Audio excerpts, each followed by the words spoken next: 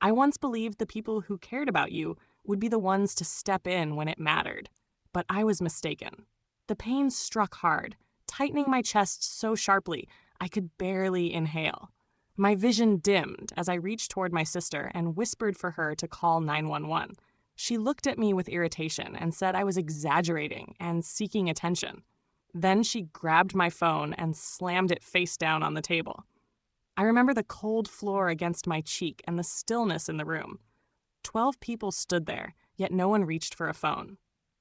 I remember my mother watching me, waiting for my sister's approval before doing anything. They all assumed I was faking it to disrupt the will reading because they believed I was upset about being left out. They had no idea what was actually in that envelope, and they didn't expect an ER doctor to approach my sister, look her directly in the eyes, and say 6 words that would undo everything she believed. Have you ever felt abandoned by the people who were supposed to support you? My name is Nicole Barnes. I'm 36, an accountant, and for most of my life I assumed that giving people consistent care would eventually lead them to return it. I was wrong about that too. 2 weeks before the worst day of my life, I sat beside my father's hospital bed at home, reading him his favorite Hemingway novel while daylight faded behind the curtains. He barely spoke anymore. Cancer had taken most of his voice, but his eyes stayed alert and aware. I visited several times a week, sometimes more when his condition worsened. I changed sheets, managed his medications, and took unpaid leave from work when he needed continuous care. I did this because I loved him, and because no one else stepped in. My younger sister Laura visited as well, but her visits followed a pattern. She appeared when our mother was around, phone ready to capture the ideal photo of her holding Dad's hand. She stayed briefly before leaving for other plans. Our mother praised her constantly for these moments, saying Laura was so committed and making great sacrifices. Meanwhile, I remained unnoticed, the daughter who did the work without acknowledgement. I used to wonder why our mother favored Laura so completely until I learned the truth. Laura was born 2 months early and nearly died days later.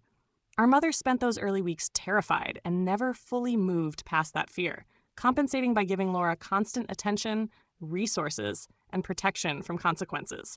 Laura grew up believing the world owed her, while I grew up believing my needs didn't matter. My father, however, saw things differently. He noticed who stayed, who read to him, and who only posed for photos. One evening, he gripped my hand and whispered with the little strength he had left, "I see everything." I didn't understand then. I thought he was simply being comforting.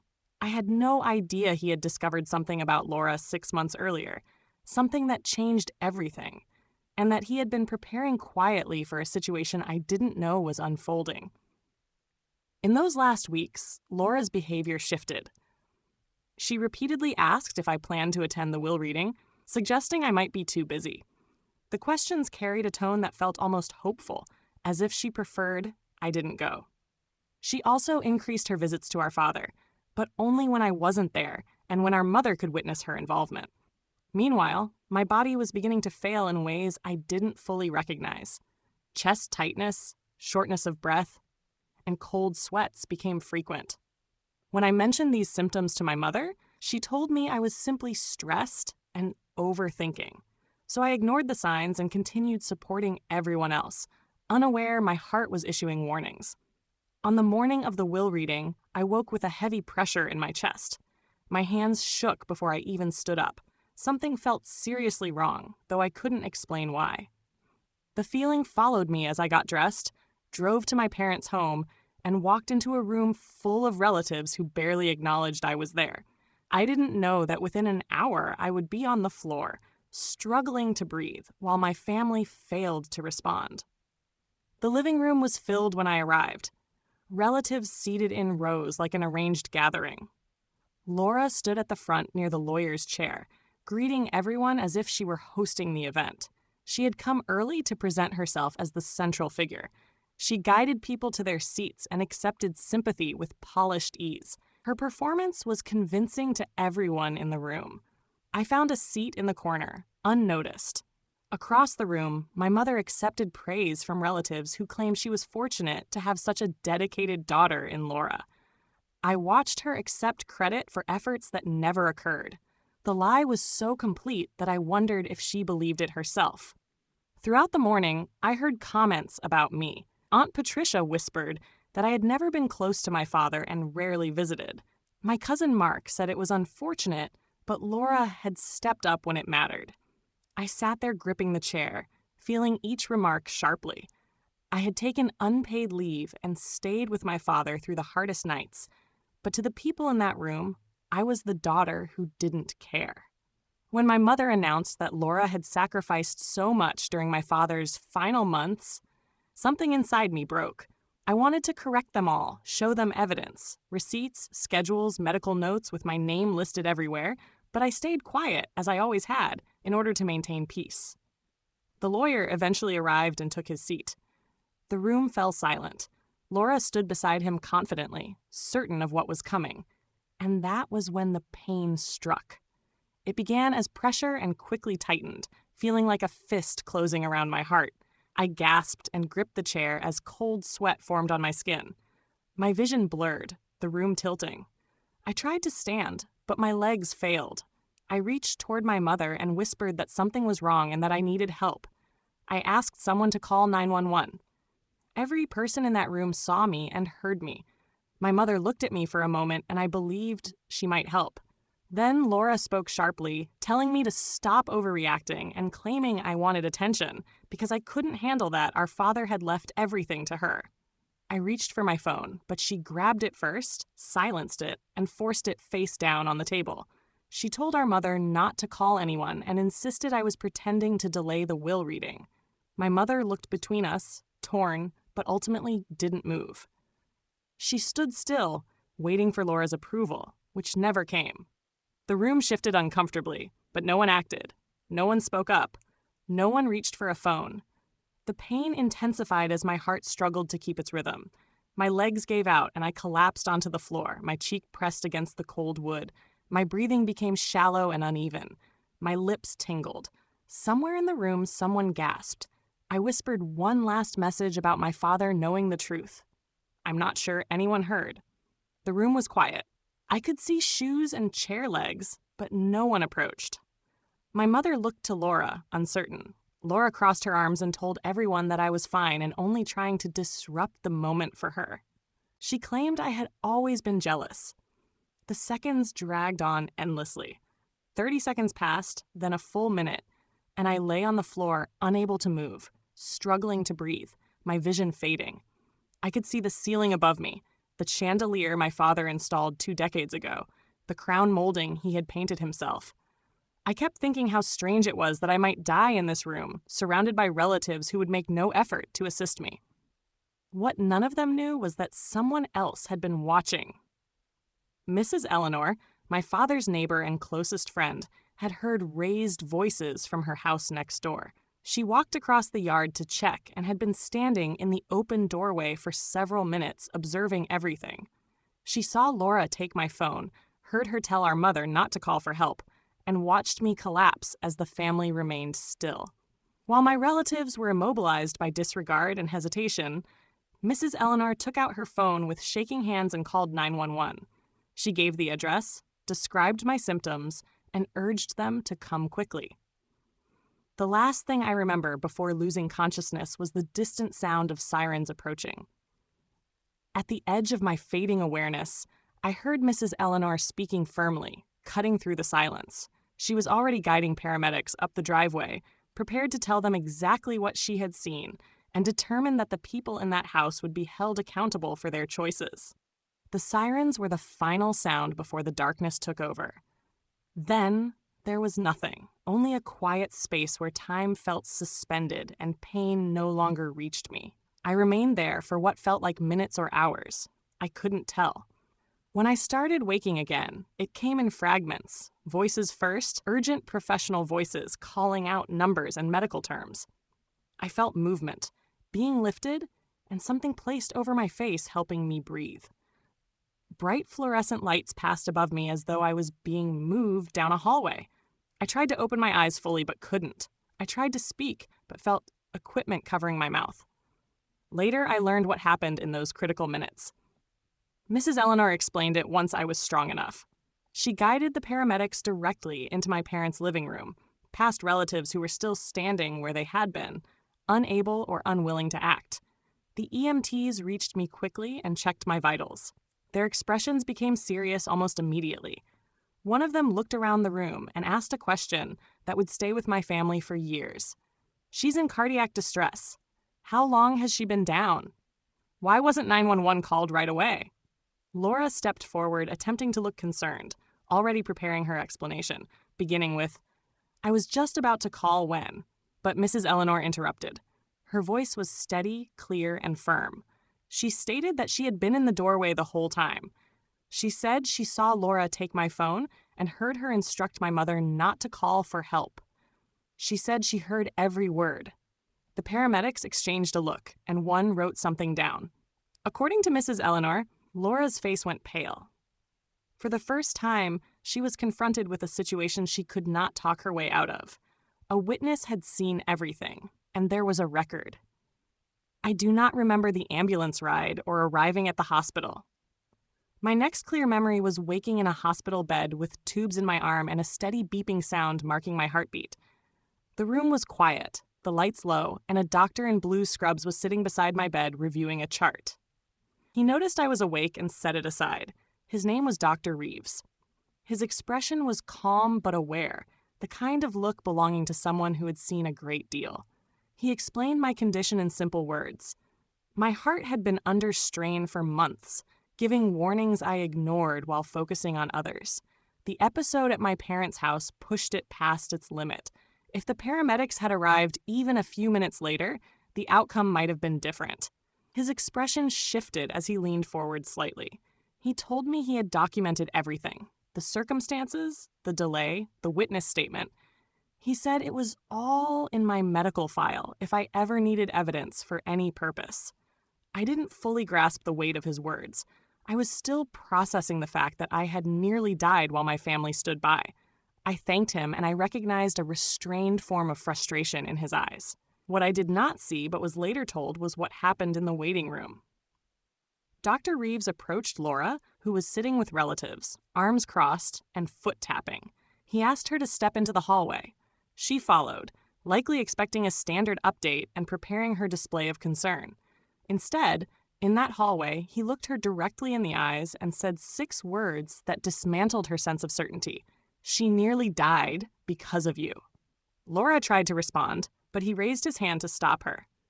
He told her he did not want excuses. He explained that the delay in calling for help and the removal of my phone mattered. In cardiac emergencies, every second counts, and my heart had been failing while she did nothing. When they returned to the waiting room, Dr. Reeves addressed everyone. His tone remained calm, but direct. He said that when someone asks for medical help, you respond immediately. He said what happened should never occur again, and hoped they would consider their decisions carefully. Later that night, when the hospital hallways were quiet, Mrs. Eleanor came to sit beside my bed. She held my hand, her grip steady. Her eyes were moist with unshed tears. She told me my father had asked her to look out for me.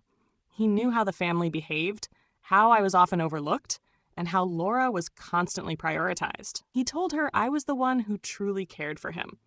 She said he also told her something else, that I might be surprised when the will was read. He had been gathering information for months, ensuring his decisions could not be contested. He said, "I'm going to protect her the only way I still can." Tears ran down my face. Even when he could barely speak, my father had been working to safeguard me. I fell asleep that night holding Mrs. Eleanor's hand, feeling a small sense of hope. The next morning, I woke to find the family lawyer at the foot of my bed, holding a sealed envelope and a thick folder. His expression was serious but respectful. He said my father had left clear instructions and evidence meant only for me. He opened the sealed envelope and handed me its contents, a handwritten letter and a note explaining that the formal will reading would take place once I was discharged. He wanted me to read his words privately first. I held the letter and read it through steady tears. His handwriting was uneven but readable.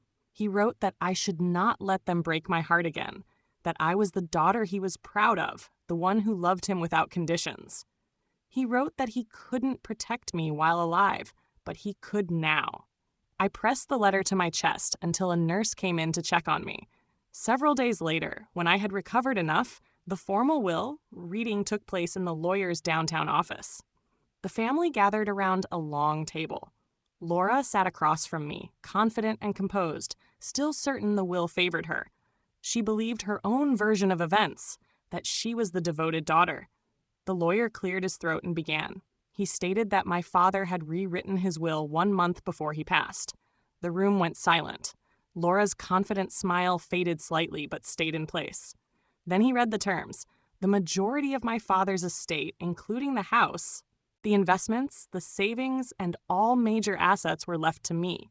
Laura and my mother would receive only the minimum amount required by law, a small share that could not be disputed. Laura stood up instantly, her face tightening with anger. This is impossible. He wasn't thinking clearly. His mind was gone at the end. Everyone knows that. He didn't understand what he was signing. She looked around, expecting the relatives to support her the way they always had. The lawyer stayed composed, unaffected by her reaction. He said, "Actually, Miss Barnes, your father expected you might say that. There is more." He opened the thick folder he carried and continued. 6 months before he passed, my father received a call from his bank. Someone had tried to withdraw $30,000 from his savings using a forged signature. The bank's fraud team caught it and stopped the transaction. They gave him all the documents, including a handwriting analysis. The lawyer paused and looked directly at Laura. The analysis identified her as the forger. The room went silent. I watched Laura's confidence fall apart, her expression shifting as she failed to find any response. For the first time, she had nothing to say. The lawyer continued, steady and professional. My father had not confronted her because he worried how she might react. Instead, he monitored her quietly for 5 months, gathering evidence and ensuring his decisions could not be challenged. He met with 2 independent doctors who confirmed in writing that his mental state was fully intact. He had 3 witnesses present when signing the new will, respected community members with no family ties. He told the lawyer, "I want to make sure Laura can never claim I wasn't aware." The lawyer looked at Laura with something close to sympathy. He knew exactly what he was doing, Miss Barnes. He was waiting to see if you would admit it, if you would show any regret. You never did. But that was not all. The lawyer then presented Mrs. Eleanor's formal written statement, detailing everything she witnessed the day I collapsed. Every word Laura said was documented. Don't call anyone. She's exaggerating. If she creates a scene, the will reading gets delayed. The statement described Laura taking my phone, turning it off, and the minutes that passed while I lay unconscious as no one in my family called for help. The lawyer explained that after discovering the forgery, my father had asked Mrs. Eleanor to watch closely. He suspected Laura might interfere with my inheritance. He simply did not expect her actions to go that far. He then addressed me directly. Your father built this case carefully, Nicole. Medical competency certifications, signed witnesses, bank fraud reports, and now eyewitness testimony about what happened the day you nearly died. He wanted to make sure nothing could challenge his final wishes. I sat there overwhelmed, tears falling. My father, weak and near the end, had spent his final months preparing for this. He knew who Laura was, he knew what my mother allowed, and he never stopped protecting me. In the days following the will reading, my own lawyer sent letters to every family member. The terms were clear. If anyone contested the will or tried to contact me without my permission, all evidence would be turned over to police and released to local media. The forgery documentation, the bank report, the eyewitness statement, and the hospital records showing how long I had been in cardiac distress before help was called. My lawyer told me something privately as well. Laura had not only failed to call for help, she had actively blocked my access to it by taking my phone and telling my mother not to call. There's no legal requirement to help a stranger, he said, but stopping someone from getting emergency help is different. Combined with the forgery, if you wanted to pursue charges, you have a strong case. I said I would think about it. I was not ready to decide. Within days, word spread through our community. Laura's employer, a regional insurance company where she'd worked for 8 years, placed her on leave during an internal review. Relatives who once praised her and criticized me stopped answering her calls. The image she spent a lifetime building, the devoted daughter, the reliable caregiver, collapsed quickly. My mother called once during that week. Her voice sounded strained and defeated in a way I had never heard. I heard what she said, Nicole. She told me not to help you. And I listened. My own daughter was dying, and I stood there. I'll never forgive myself. I didn't know how to respond, so I said nothing. I wasn't ready to forgive her, and I didn't know if I ever would. 3 days later, there was a knock on my apartment door. Laura was standing there, her mascara smudged, her voice unsteady. She looked like she hadn't slept in days. Her appearance was disheveled, and she had clearly lost weight. The sister who once controlled every situation, the one who took my phone and dismissed my pain, was gone. In her place stood someone desperate. "Please, Nicole," she said, her voice shaking. "I'm going to lose everything. My job, my reputation, everything I've worked for. You're my sister. You have to forgive me. You have to stop this." I stepped aside and let her in. She sat on the couch, tense and uneasy. I sat across from her and spoke plainly. "I'm not pressing criminal charges for the forgery," I said, "and I'm not releasing the eyewitness statement to the media." Relief washed over her face. She started thanking me and reached for my hand, but I continued. "Here are my conditions," I said, watching her expression shift again. "You will complete a real therapy program, at least 6 months, with a licensed therapist who specializes in family trauma. You will sign a written statement acknowledging exactly what you did, the forgery, the lies you told, and the choices you made the day I collapsed. And you will never contact me again unless I contact you first. No calls, no texts, no unexpected visits. If you break any of these conditions, everything goes to the police." Laura's relief quickly turned to anger. "That's not fair. After everything we've been through, you're just cutting me out? You're going to hold this over me forever?" Something changed in me then.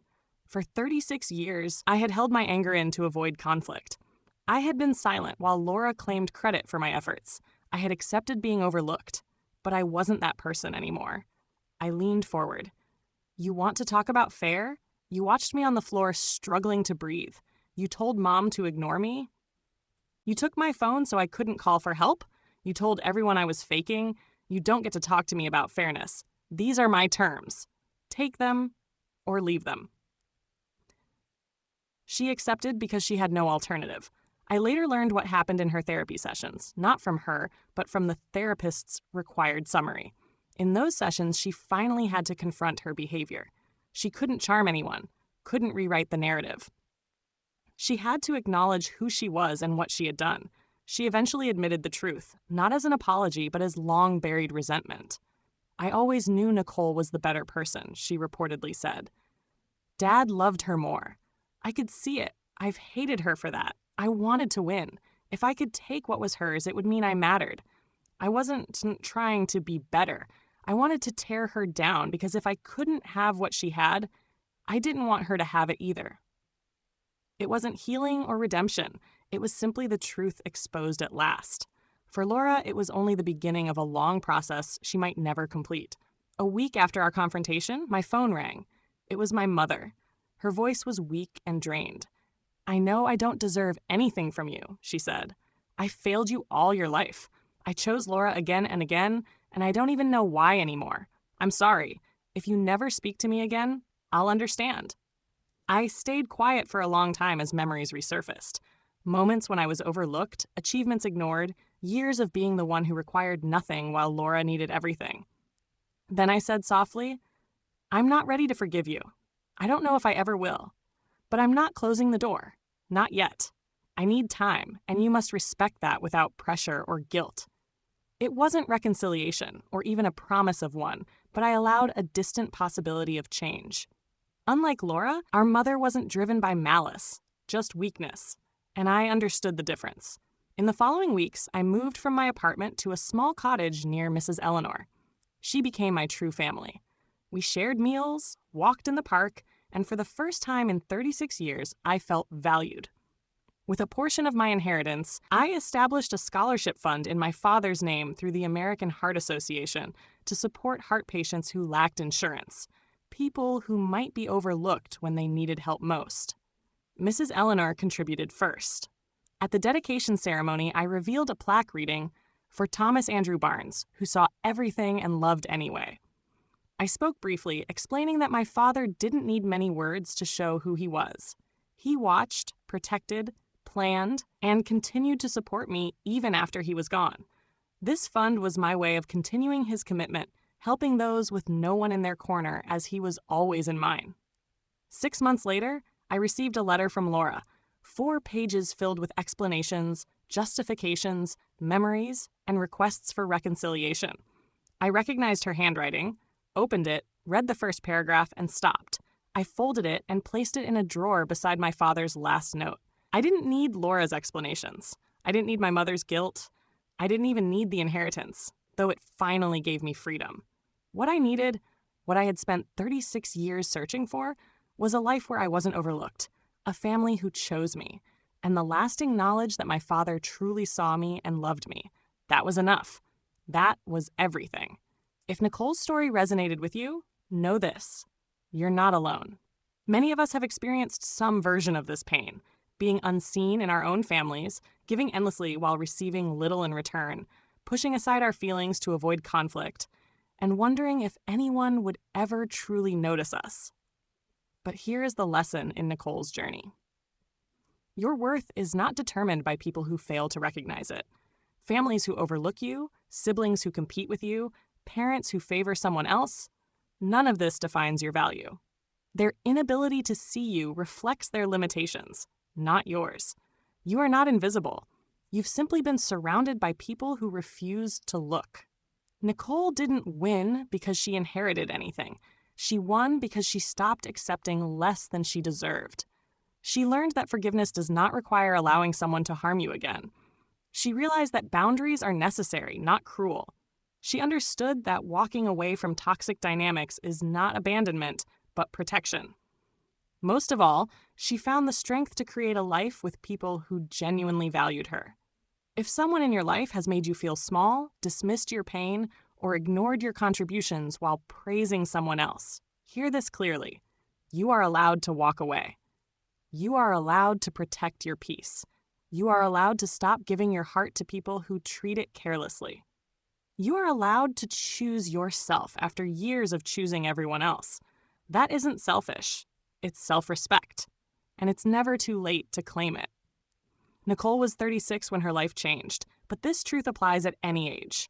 Every day, you can decide that you will no longer shrink yourself to fit into spaces where you were never valued. Every day, you can choose to be your own support system, your own advocate, your own strength. Thank you for joining me through this entire story. If Nicole's journey reflects something in your own life, I invite you to share your experience in the comments. Have you ever felt overlooked? Have you ever had to set necessary boundaries with family? Your story might be the encouragement someone else needs. If this is your first time here, consider subscribing and turning on notifications. We share stories every week about resilience, justice, and the quiet courage required to reclaim your life. Until next time, remember, you deserve to be seen, you deserve to be valued, and you deserve to prioritize yourself, no matter your age.